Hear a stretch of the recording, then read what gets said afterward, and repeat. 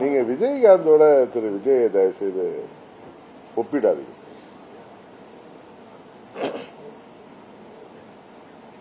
அவர் வெளியில எங்கேயும் நடிக்கிறார், சினிமாவில் நடிச்சதோட சரி, பொது வெளியில நடிக்க மாட்டார், யதார்த்தமா இருப்பாரு. எம்ஜிஆருடைய அன்பையும் ஜெயலலிதாவுடைய வீரத்தையும் அவருடைய பாக்குற தலைவரா பாக்குறது விஜயபாஸ்கர் சொல்லிருப்பாங்க.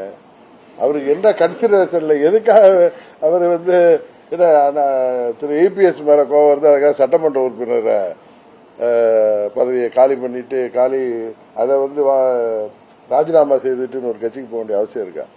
எனக்கு இதை விட விஜயை விட இன்னும் அழகா தமிழ்ல பதில் சொல்ல தெரியும். எங்கேயோ கோச்சிக்கிட்டு எதுக்கோ போனாங்க மாதிரி இவர்களெல்லாம் வர வைக்கிறது என்னங்கிறது தெரியும்.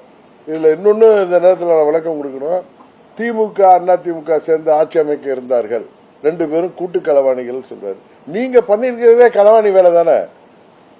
திமுக கூட்டணியில இருந்த கட்சிகளை நீங்க களவாணி, அவங்களோட ஆதரவோட அவங்களுக்கு மந்திரி பதவி கொடுத்து ஆட்சி அமைச்சிருக்கீங்க.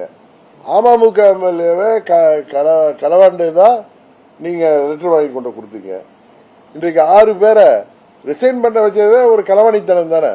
அதனால உண்மையான ஒரிஜினல் களவாணி திரு விஜய் அவர்கள் தான். முன்னாடி உள்ள முதலமைச்சர் எல்லாம் அதிகமா பேசுறாங்க, செயல் இல்ல. இவர் செயல் அதிகமா இருக்கு, பேச்சு கம்மியா இருக்கு. அதான் அவரே சொல்றாரு, talk less work more, reel less work மோர்னு தான் அவரை பார்த்து நம்ம சொல்லணும். லெஸ் ரீல் போடுங்க, ரீல் விடுறதை நிறுத்துங்க.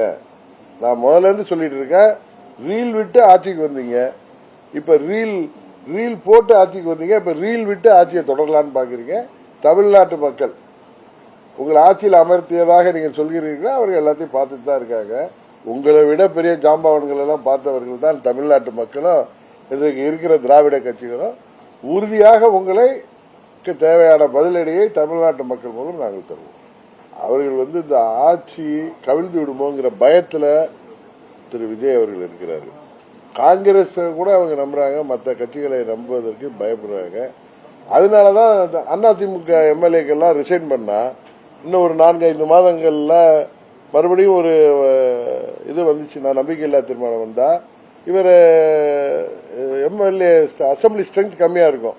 அப்ப இருக்கிறத வச்சு அது பெரும்பான்மை காட்டி விடலாம்ங்கிறதுக்காக தான் அவர் அதிமுக அவர்களை சதி செய்து ரிசைன் பண்ண வைக்கிறார்.